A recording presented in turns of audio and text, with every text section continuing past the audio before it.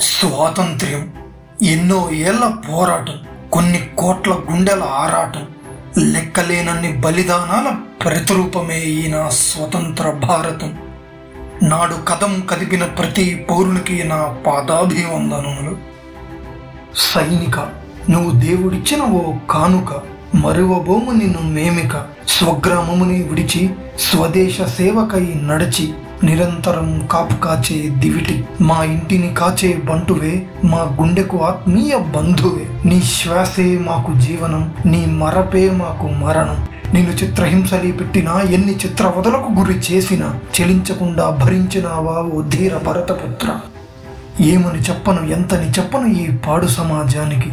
నీ ఖ్యాతి అసమానమని రెపరెపలాడే త్రివర్ణ జెండా నిన్ను చూసి జయహో అనదా. జనులను కాచే జవాన్, పృథ్వీకి నీవే ప్రధాన్. నీ కండలు తిరిగిన శరీరం మా గుండెకు చేయను రక్త ప్రసరణం. హిమాగ్రమందున నీ నివాసం, సమస్త ప్రాణకోటికది ఆవాసం. చిరస్మరణీయం నీ జీవితం, రుణపడుతుంది యావత్ భారతం. కార్యదీక్షలో నిష్టగా మమ్ము పహారా కాసే రక్షక, సరిహద్దును కాచే సైనిక. జయము జయము జయము ఓ పరమ వీర చక్ర, విరాజిల్లు భూపుత్ర.